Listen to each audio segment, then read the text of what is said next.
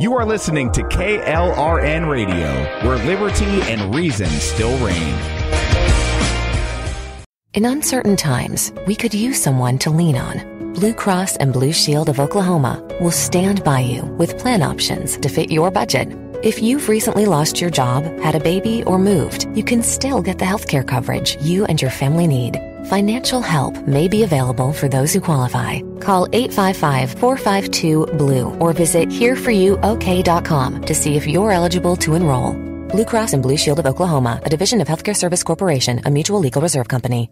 Hi, I'm Mike, founder of DollarShaveClub.com. What is DollarShaveClub.com? Well, for $1 a month, we send high-quality razors right to your door. Yeah, $1. Are the blades any good? No. Our blades are f***ing great. Each razor has stainless steel blades, an aloe vera lubricating strip, and a pivot head. It's so gentle a toddler could use it. And do you like spending $20 a month on brand name razors? 19 go to Roger Federer. I'm good at tennis. And do you think your razor needs a vibrating handle, a flashlight, a back scratcher, and 10 blades? Your handsome-ass grandfather had 1 blade and polio. Looking good, Pop-Up! Stop paying for shave tech you don't need. And stop forgetting to buy your blades every month. Alejandro and I are going to ship them right to you.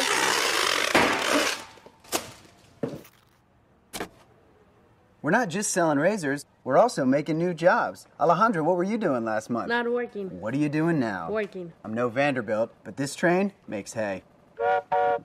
So stop forgetting to buy your blades every month and start deciding where you're going to stack all those dollar bills I'm saving you. We are DollarShaveClub.com, and the party is on. I know karate, I know jiu-jitsu, and drive like a gangster when I'm coming to see you, see you. See you, see you.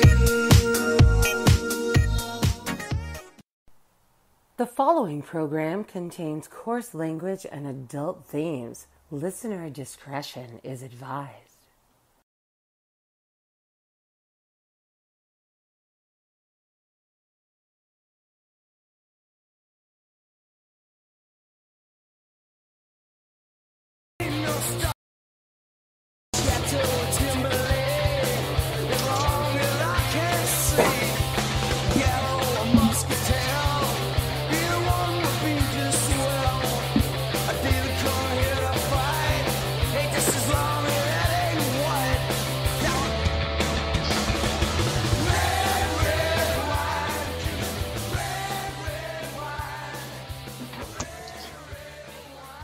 Good evening, everybody. Welcome to the Red Wine. This is Diane, and I'm joined by Darylyn, and we are joined this week again by Captain Jim, who gave us a great explanation last week of what's going on in the Middle East. And it took an unfortunate turn over the weekend where we had 3 service members who were killed by a drone launched by the Houthis, of course, supplied by Iran, more than likely. So we really wanted to bring Captain Jim back to get his thoughts on it. And don't forget, this is after 200 assaults on U.S. troops. Correct. On our warships and on our civilian merchant marines that ship for us in the Middle East towards the Red Sea. So this was the first deadly attack since the start of the Israeli and Hamas war. And, of course, here we are waiting with bated breath for our Flaccid leader, Joe Biden, to figure out what type of response he's going to do. I mean, really? It's like his red line is a whole hell of a lot further than Obama's red line. I mean, Obama's was endless. So with that thought, Captain Jim, what do you think as far as what happened and the lack of thereof response? Actually, the Houthis don't get credit for that because it was actually another Iranian B-team organization up in the north there that had launched the missile towards the base that we have in that area. Were we to understand that perhaps we spoke last week and you educated us on what ghost ships are? Is this possible when they thought that the one of the missiles was in fact a U.S.? Is it possible that the Iranians or a faction thereof were able to mask, or did it just happen to be coincidental that 2 strikes were coming in, and we thought that it was our drone returning to the base in Jordan, but it actually was another missile that was side by side, and that's why we weren't able to shoot it down. Yeah, with not having all the facts, it's probably got ghosted in there somehow in the radar signal or whatever kind of transmission device they were using to gather the information, just missed it. And that's the problem we have in the Red Sea, too, with a lot of these missiles that are being fired, that nothing's ever 100%. Even with systems that we have that are so elaborate and so precise, sometimes always something will get by because of the circumstances involved. We've seen before where ships can be very close together and they only show up as a single target. This could have happened with this missile also, that it showed up as a single target that was inbound, and somehow there was a secondary missile in that mixture of the returning drone that we were using. So that's probably what happened. They did miss it. It does happen, unfortunately, and it was probably coincidental. I don't think that that whoever sent this missile is that sophisticated, and the equipment that is that sophisticated that they could have done that. That would be very, very difficult to do. So I think it was a coincidence that this second missile was masked in with the first one. And I think recently, in the past couple of hours or so, the U.S. did do some sort of response as far as hitting some targets where the drones and other type of weapons were located. I think that was the breaking news I just saw like a few minutes ago. Yeah, I haven't been following it. I just got out of a simulation, so I just got out of a large simulator doing some work, and I just got up to my room here. This strike was believed to be the deadliest attack on U.S. service members since 13 Americans were killed in a suicide bombing in Kabul as the U.S. pulled out of Afghanistan in 2021. So thanks, Biden. Yeah. He's such a great guy. Unfortunately, in the last month, we've lost 3 American soldiers and 2 Navy SEALs. So it's been quite a bad month. And this is something that, with all the strikes that they've had into Iraq and into Jordan and Syria, it's amazing they haven't killed any more. But unfortunately, we lost those 3 young service members here a few days ago, along with those 2 Navy SEALs down in the Gulf of Aden. So, American lives are being taken, American ships are being shot at, and this is an ongoing problem that has to be solved with some really strong type of circumstances to happen to Iran. They need to be taught a lesson, as we saw with the last administration when they took out Soleimani. That was a major, major strike to the Iranians, and they didn't do anything after that. And that was Trump. What do you think about this administration and KJP? I don't think she could possibly disgust me any more than she has. And Captain Jim, this was her quote. There were some military folks that were killed. Could I have your response? Yeah. For somebody that's speaking to the nation, she should be precise, be on spot, and know what she's talking about. That was very disgraceful and very unsettling to have her use terms as she did, to say that they were working for that administration. They don't work for the administration. They work for the American people in the United States. And unfortunately, for somebody not to do their basic research and homework and get just the wording right, because words do matter, it was very disgraceful the way she made those statements. It's almost like she was saying it was an afterthought, like, oh, yeah, military folks. It's like. Yeah, some military folks. I don't think she understands the sacrifice, the mental anguish. I mean, these 2 women were 23 and 24 years old.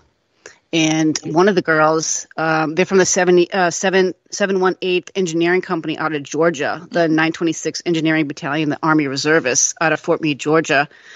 And just absolutely amazing. And I think that they were sleeping at the time that it happened, around 5 a.m. Yeah, I mean, the statement she made on national TV, it made her sound like an intern on her first day. When she should be a professional. This is what she does. She's a spokesperson for the White House. It's embarrassing. it's Well, I very. mean, say their names. Why couldn't she say their names? Did she even know their names? That's what I want to know. Yeah, I'm going to take a wild guess and say no. And I believe, Di, that we spoke about this earlier when we did our pre with Captain Jim, that the governor of Georgia Yes. contacted the families prior to the president of the United States, which is also disgraceful in my eyes. And they had to fill out paperwork before they could even speak to the president of the United States. That is what the parents stated. I wouldn't even want to speak to him. I'm sorry. I would want Blinken in a room for 10 minutes with no cameras and maybe a baseball bat, because I seriously, she's only fantasizing about this. She doesn't mean it really. that's a running joke, Captain Jim. I'll tell you. And some friends, when they get into a conflict, and no, I don't mean I want to hurt anybody physically. Okay, it's metaphorical. She might get a visit, and then next tomorrow. Right, knock. Diane and I always say, like, some friends, when the other friend is having trouble, they're like, "Oh, I'm so sorry," but not me and Diane. We're like, "Somebody did something to you. You get a bet. Somebody's gonna get it." we're old school friends. And I truly believe that a nation cannot be peaceful unless it has the capacity for great violence. And oftentimes, and Captain Jim, maybe you agree with me, maybe you don't, that oftentimes a swift, violent action will end a conflict faster than fiddle-fuddling around trying to figure out what exactly you're going to do. Well, like they said in the old days, walk softly but carry a big stick. Billy Jack. Yeah, and it does work. And this is, in the Middle East, this is what they understand. We're not dealing with rational people here. These people do not think rationally. They're radical, and they want to eliminate total populations. They want to rule the world, and people need to understand that. And why can't people understand that? Why? Because they don't know their history. They don't understand. They probably have not spent much time over there, if any time at all. It can be a wonderful place because there's lots of history over there. There's some great people over there too. But the radicalization of certain nations is what's bringing this world down. And unfortunately, they seem to be catching all the media right now. Never in my day did I ever think I would see ISIS flags being flown in the United States here. In this time after 9/11, I never could ever imagine that, nor Palestinian flags being. Like 23 years later. Was it 23 years? Yeah, about 23 years, 23 years later. This administration they're just a bunch of man boys, and they think that they can reason with savages that want our way of life eliminated. And we were saying this earlier, is I think, and Captain Jim, you tell me, you're a man's man.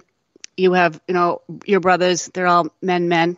And what I mean by that is, I always say, Ty, I like the kind of man that will open the door, pull out the chair for me, and punch the snot out of somebody that really needs it. Hell yeah. In that sense, men are protectors. Men are providers. I don't feel like I need to take that away from men. But society thinks that that's a toxic masculinity. And now we're wearing, men are wearing skirts in the military. And people are laughing at us. You'll never see anybody from the IDF wearing a skirt.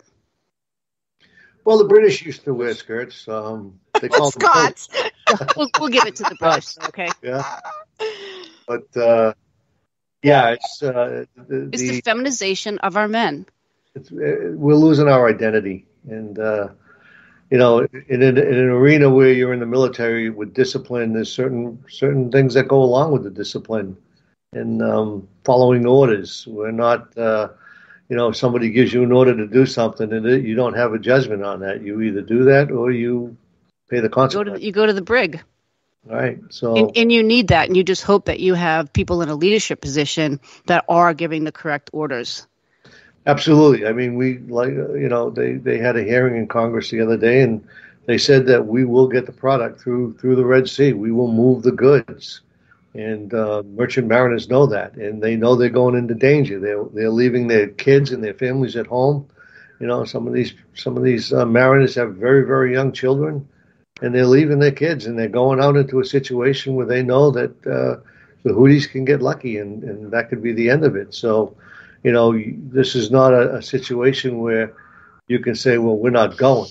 We're just not going to go, and that's it. But unfortunately, if that's the way the society's going, then we're gonna fail. We're gonna definitely fail. But, What do you think about all the conflicts that we're in with Biden? I mean, we have Ukraine, we have Israel, we have Iraq, we have Syria, we have Houthis in Yemen, and then China sitting back just waiting for us to trip. I mean, how does an administration get us into so many conflicts at one time? And what is it that you see from your people? What is the resolution? I mean, I think the resolution is to take these people out. Well, I think the resolution is going to be the change of an administration and go back to an administration that one can negotiate with people, as the last administration was. I mean, look he was negotiating with the North Koreans. He was talking with them. At least he opened that channel up to where he was talking, which goes back to when Nixon opened up China. And, I believe that he could have probably talked Putin out of doing what he's doing, and we wouldn't be in this mess. He never would have left Afghanistan the way we did, leaving all that equipment there and losing 13 Marines and Army people that we did like that. So I think we'd be looking at a different situation right now if we had a different administration. I can guarantee you the border would not be as wide open as it is. And the thing that bothers me is to see Mayorkas and everybody else tell you that the border is secure when you can just watch and know that it isn't. It's just amazing, But I bet if you go to his house, he's going to have plenty of door locks on his house, and there's probably a nice fence around his house too that you can't even get in, as there is in Pelosi's and all the others that don't want any type of fences. And even right now, the Capitol is just fenced all in right now. They've got fences all around the Capitol. Right, to keep the citizens out.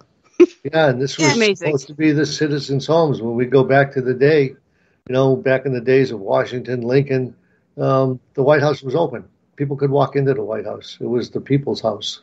Well, only specific people can go in. Obviously, like the protest groups that the Democrats support are the only ones that can go in, because it's not an insurrection when they go in and protest and scream and disrupt and all that stuff. So, or the prosecutors from New York and Georgia. Yeah, exactly. Why are we hitting? Oh, sorry. Go ahead.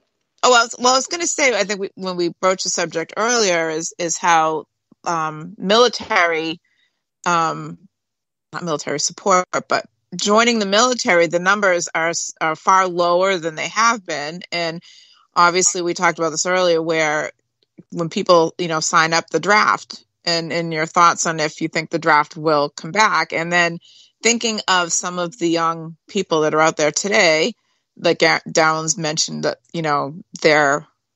they don't believe in their country as much as we did when we grew up.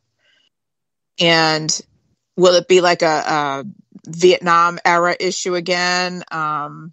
It's an interesting dynamic out there. Well, I think in the liberal college situation, absolutely.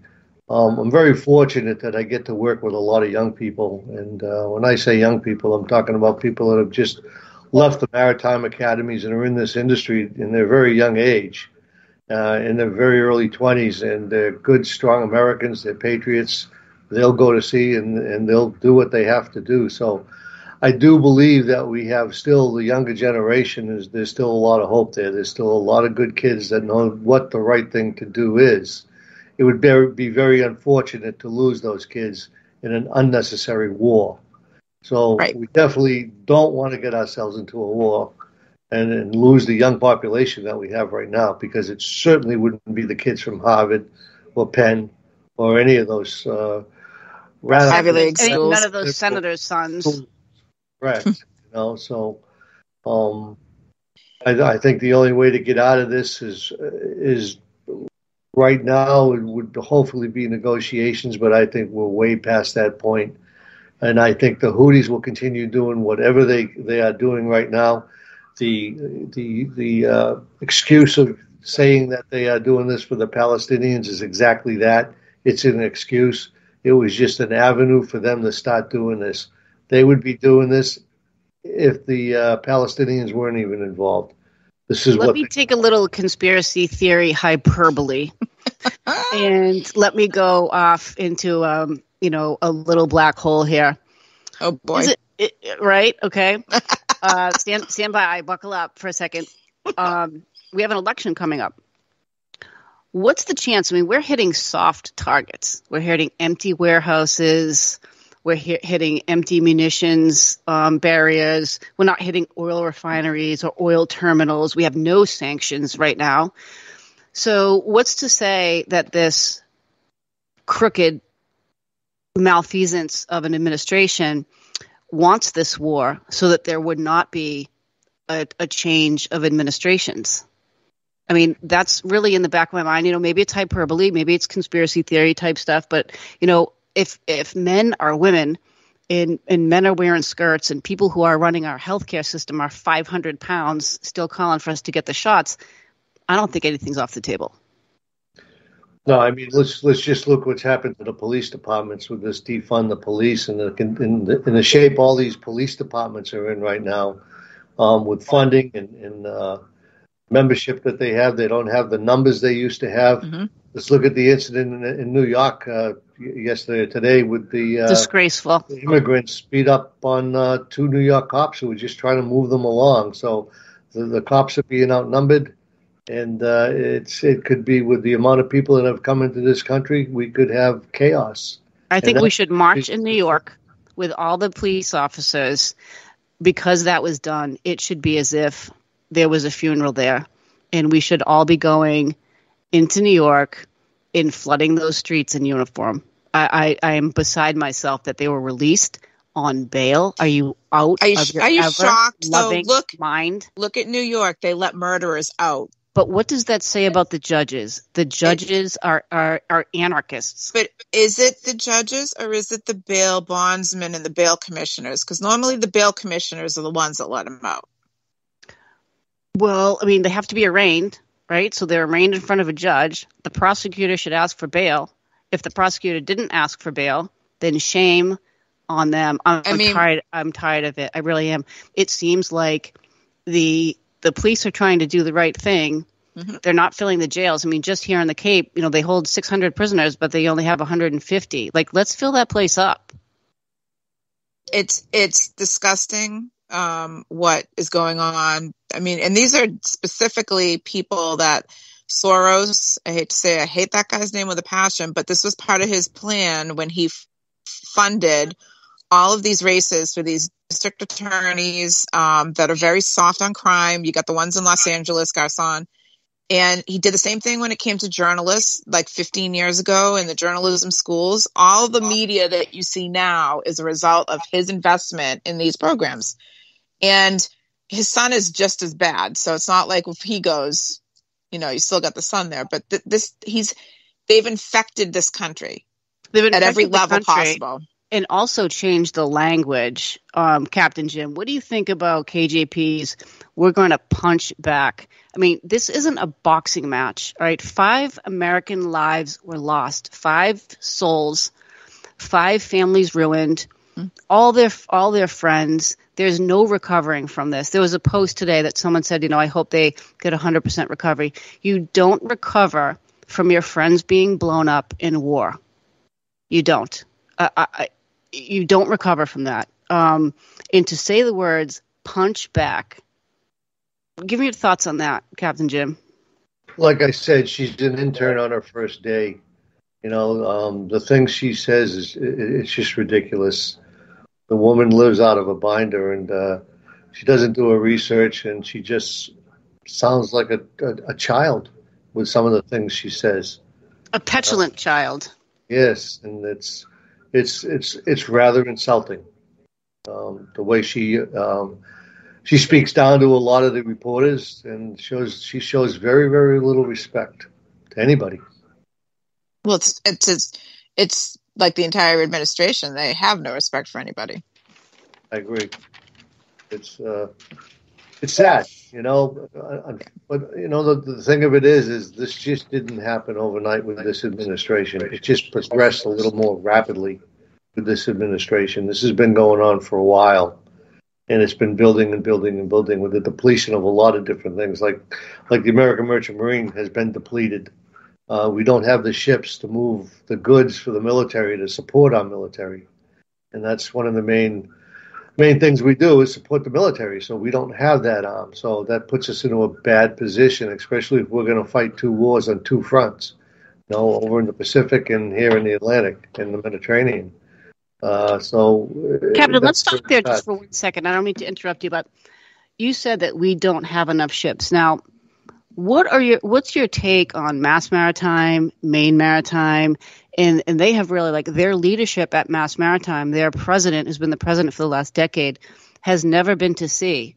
So what really does that say about supporting our military and supporting our American soldiers when, we are watering down the training at Mass Maritime and not requiring that people that actually run the school go to sea? I mean, I think you lose something in the translation, correct? I mean, you've been to sea for about 30, 40 years? 37 years, yeah. 37 years, that's a long time. That's a lot of experience. And how do you have the leadership at Mass Maritime? I mean, that was their job, right? To graduate merchant marines for the very basic needs to transport goods, cars, oil, clothing, materials, chemicals.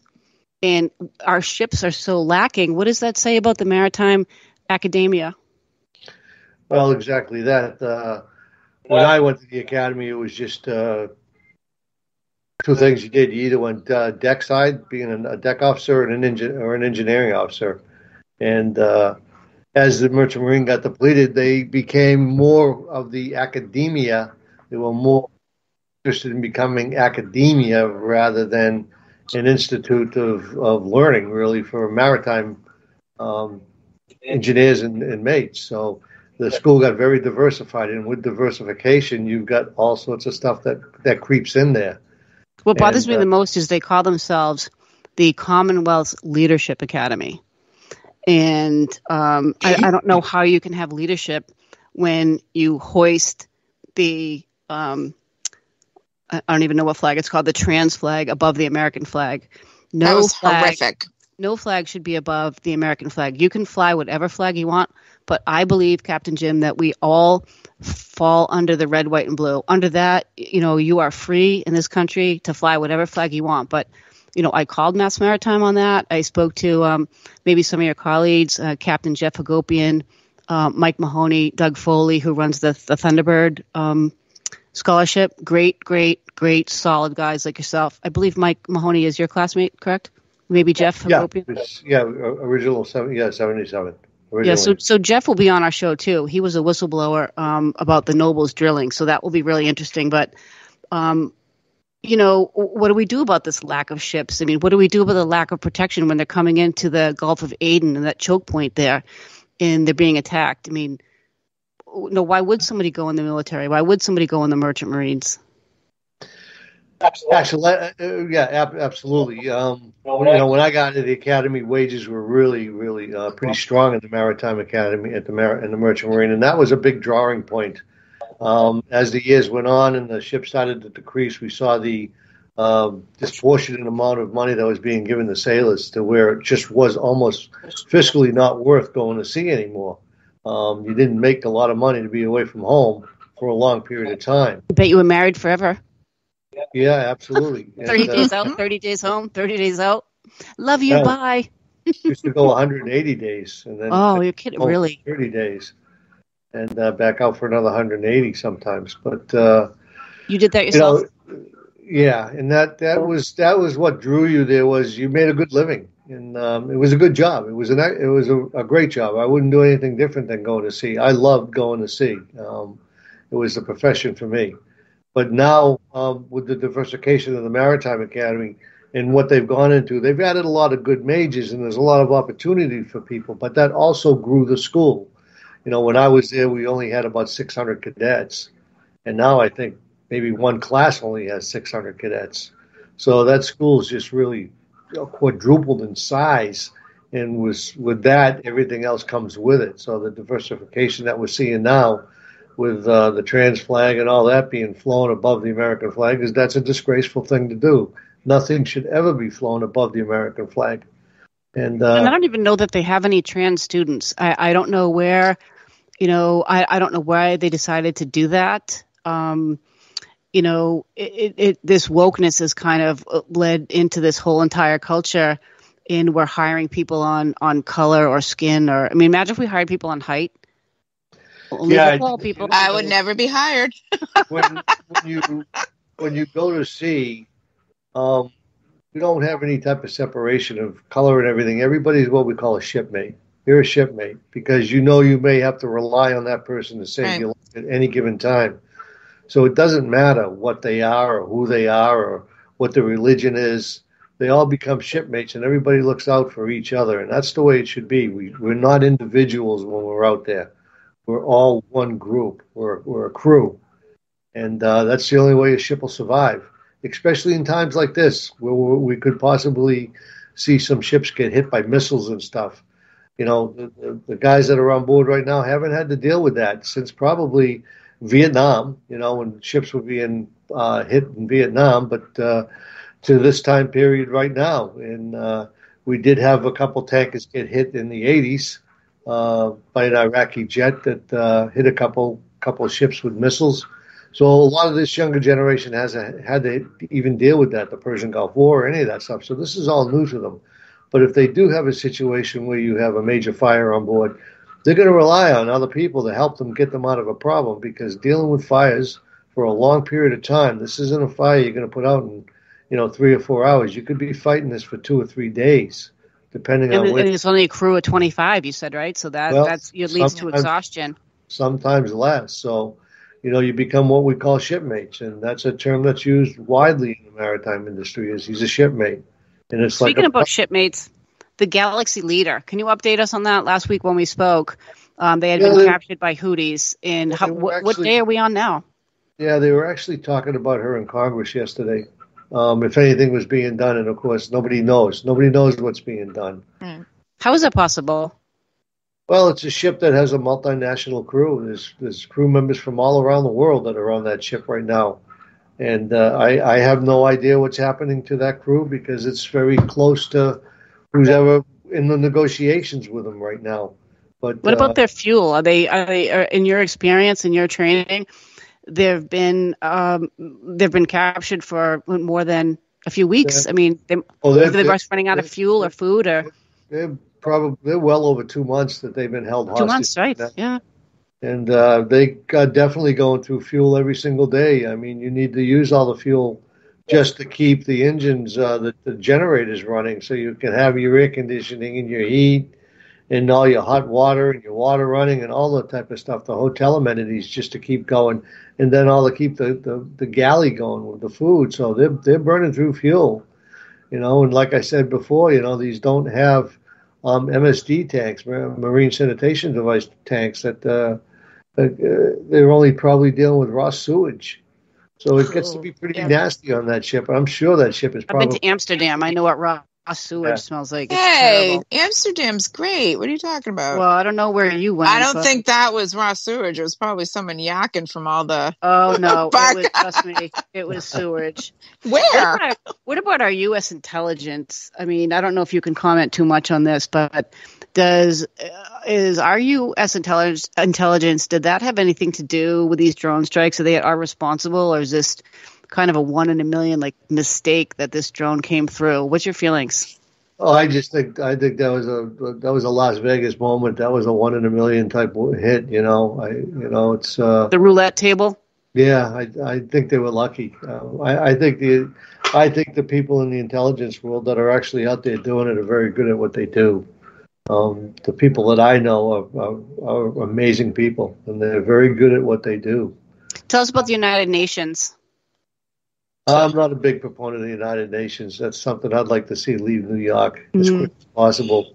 As we're seeing with the UN, the situation over there in Israel, that quite a few of them, there was a large amount of them that was heavily involved in the massacre and very much tied in to the UNRWA, and they do the school teachers and what they were teaching and everything involved. It's just a bad organization right now, and actually they just came out with a study on it, and it actually shows you all the bad guys But I think the fact that the U.S. has, since October, forked over $150+ million to this.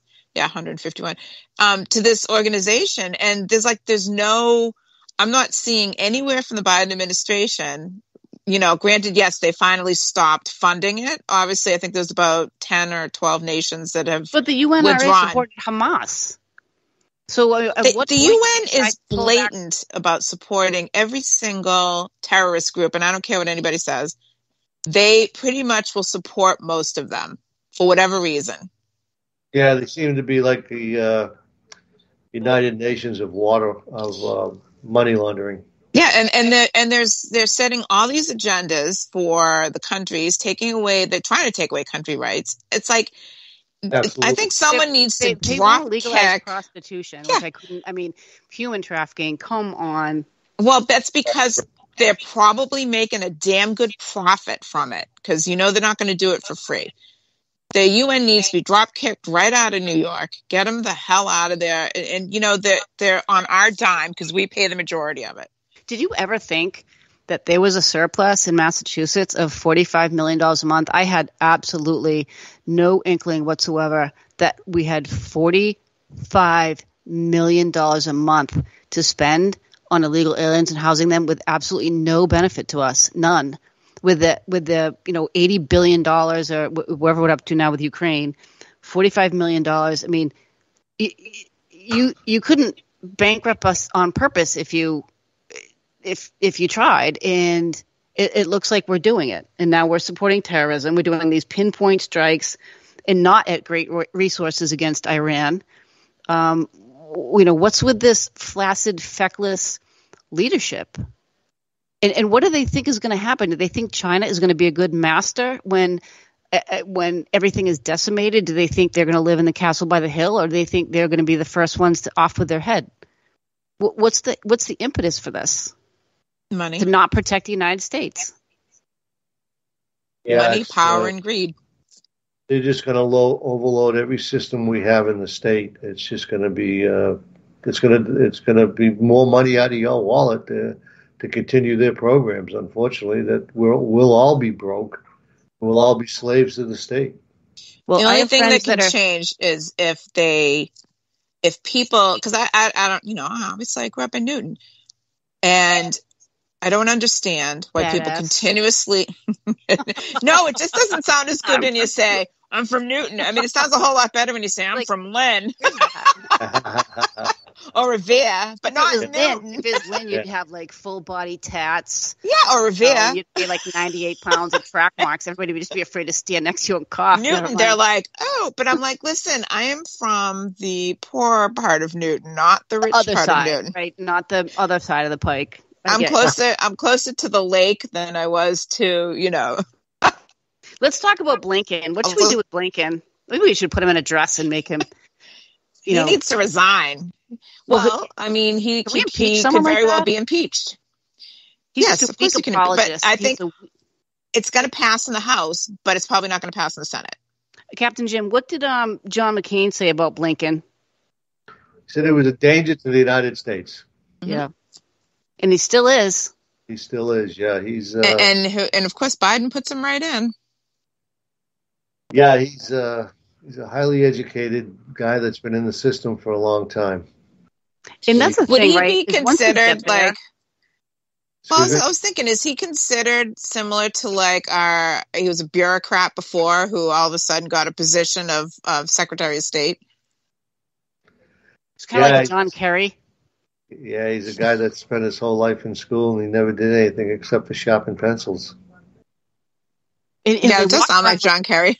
They walk around so pompous and so self-important, but really they are the emptiest, soulless human beings who can send innocent lives to war. I mean, Sergeant William Rivers was 46 years old. Specialist Kennedy Sanders was 24. Specialist Brianna Moffett was 23 years old, and she just turned 23 9 days before she was deployed. And it was her first deployment. Specialist Kennedy Sanders, they're both women. She was deployed to Kuwait, Kuwait. Oh my God, you know what I mean. And they became friends and family. And I can't imagine KJP having the gall and the disrespect and the disservice to these people who lost their lives to call them some military folks were killed. That to me, it was just absolutely heartbreaking. My heart is so sad for these people. They're from Georgia. They're the Army National Guard from Georgia. I was in the Army National Guard. I was in the Air National Guard. And, my friends are being deployed now. I have friends that are being deployed. And I worry about them because who cares about them? Yeah, you think she would have taken the time to do some research and read about these people before she went on national TV and spoke about them and used those type of words as folks and how they work for this administration and they not truly understand what these people sacrifice, not only their lives, but being away from their families for long periods of time, what they sacrifice for this country to be in really bad places in the world. And she speaks of them just like they were, oh well. Like they were volleyball players. Well, it's like it's the elitism. It's the elitism of this administration who thinks they're better than everybody else, that they look down upon everybody else, and we're here to serve them. And I think that's probably the biggest issue that's going on right now in this country is they forget that they work for the people. The people does not work for the administration in any branches. They work for us. And where else can you start? Like, we'll talk about AOC as a bartender and come out 4 years later and you're already a millionaire. And no one questions it. Oh yeah, they have an ethics thing. Oh yeah. I mean, look at the senator from New Jersey, Bob Menendez. I can't say his name anyways. He was selling secrets to Kuwait for money. He had gold bars. They found in his house. And you know what? He's still saying, I didn't do anything. He's still sitting on the committees. They haven't removed him from the committees. I don't understand. Yeah, it's sad the way things have gotten. They all become millionaires. And it's missed its point as to what they should be serving the country rather than serving themselves. How about Ilhan Omar?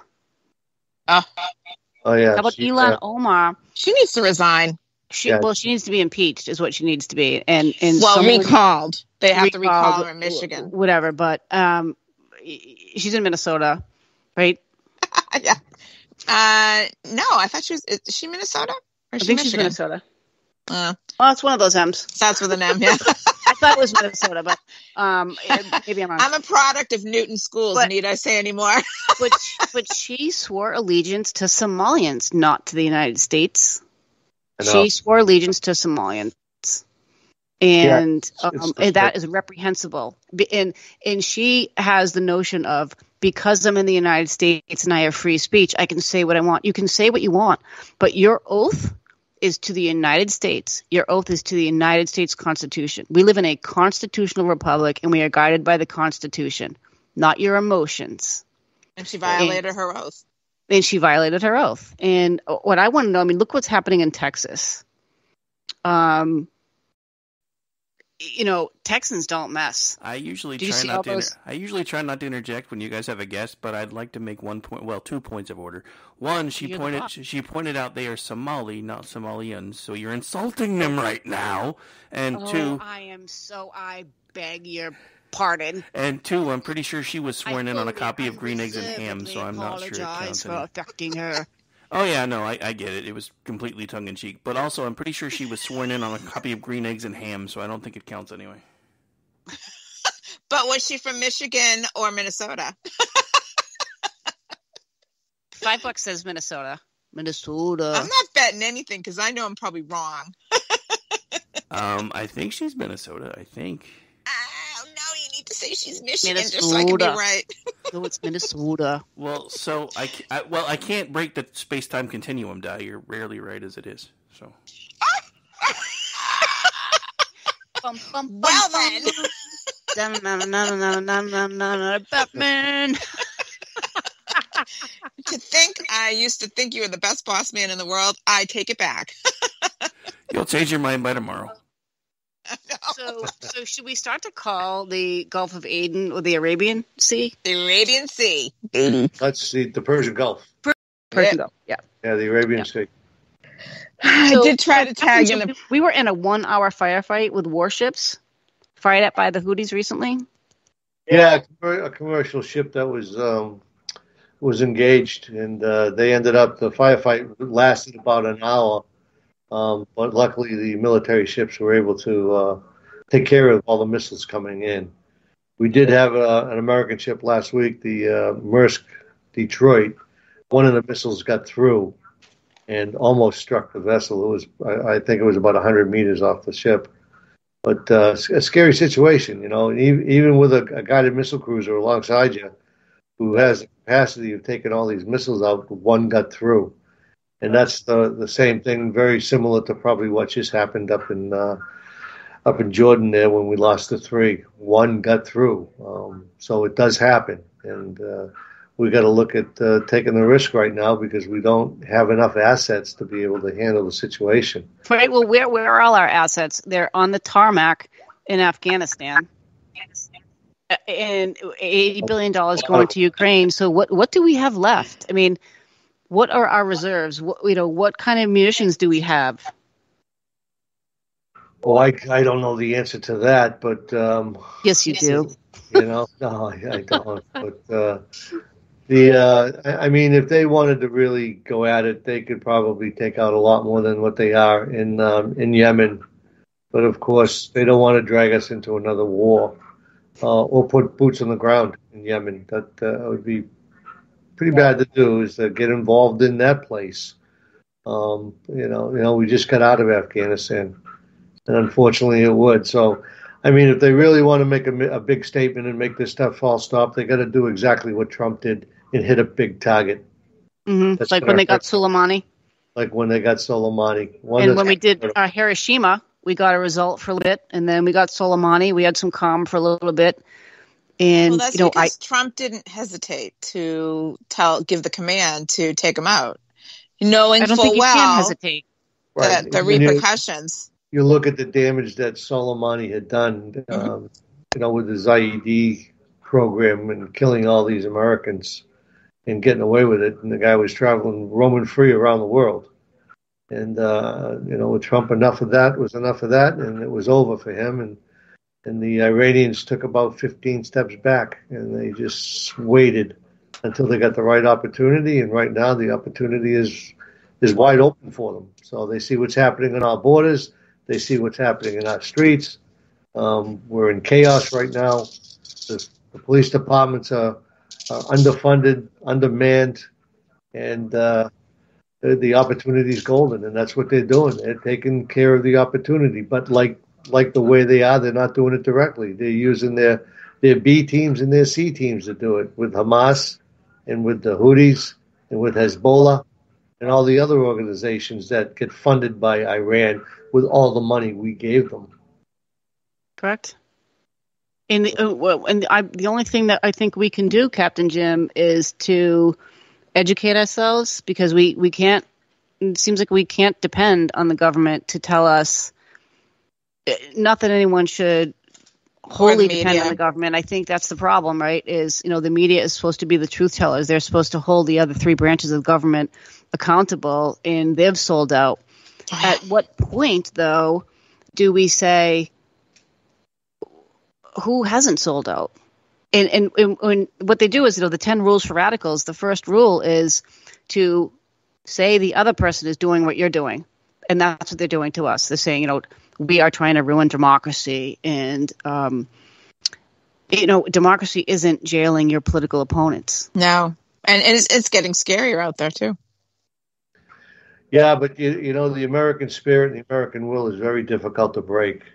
And I truly believe there's a lot of good patriots out there and a lot of good Americans that still believe in this country and want to bring it to what it was and known for its greatness. And hopefully that's going to happen in November, that we will get another change of administration that is going to be more towards the center of doing things and not this craziness that we see with open borders in a blatant lying of telling us that the border is secure. I don't know how these people can look themselves in the mirror, knowing they've been lying and just lying. Mallorca is telling us the border is secure. Give me a break. I mean, it's just... I question, they walk over the southern border, they go up through Canada, and then they come back down through New Hampshire or Maine. And it's like, why? What is this whole point of this? Is like... infiltration. Yeah, exactly. It's like they walk over, they get their rides up to, Canada, they take whatever they want from the Canadians, and then they come back down. And it's being called an invasion. It is an invasion right now. And I think the ACLU, with all these lawsuits against ICE and preventing Border Patrol agents from being able to do their job effectively by tying everything up, in lawsuits, and then you have an administration that supports that 100% as well about, handcuffing ICE. Same with these environmental agencies that sue, to prevent progress. And when has the ACLU decided that they're going to be communist? And why aren't they fighting? Why isn't there a constitutional ACLU that fights for the American people? Like, when did it become unpopular to want to protect your children and their future? And, my kids can't afford to buy a house on the Cape right now. Mm-hmm. Cream cheese is $7. That's crazy. No one can go on vacation. You can't even enjoy the fruits of your labor now, when you used to be able to, go to sea for 180 days and come back and enjoy another 180 days of your life with your family because you worked for it. Yeah, unfortunately, it's not that way right now. But everybody's got to pull together and work together and get it back to the way it should be, for what our forefathers wanted this country to be. And we don't want to lose that. And right now, it's tilting the wrong way. So everybody's got to get involved. Captain Jim, can you give us some words of hope? We have 30 seconds left. We want to leave on a good note. Bring us to the end of the show with some positive thoughts and a prayer, if you like. Yeah, well, like I said, I truly believe there's a lot of good Americans out there because I meet them every single day. And I think the American population is definitely waking up to what's going on with the fentanyl problem, the border problem, and now the crisis we see in the Middle East. So I believe that we will be in a good situation come November. That's my true belief. And I think we're going to turn around. The pendulum will swing. The wind will change. Mm-hmm. And we are definitely in for some major change right now, but we're going to weather out this hurricane and we'll be good to go. What is the old saying? Red skies at night. It's either sailor's delight or red in the morning, sailors take warning. Yeah. That's right. But I think we're going to overcome. I do believe in the American spirit, just like you do, Captain Jim. And thank you so much for coming with us. We really enjoy your insight. A lot of people don't know a lot about the Middle East and the fact that they are savages and they just want to destroy the Jews. They want to destroy, then there'll be the white people and then it'll be the women. And then, then they come for you. Then they come to Newton and then they come to Osterville and then they come to Milton. And it doesn't stop with just the elimination of one group of people. And we hope you come back on our show again. And it's time for us to wrap up because we just got the barking dog. Or is that your barking dog, Darryl? That is my dog. And that's not a good... Rick is the one that said for your dog to bark because he knows it's time for us to wrap up. So everybody have a great week. We'll see you next week on the Red Wine. Everybody. Thanks so Captain much. Jim. Stay safe, everybody. God bless. Bye. Bye now.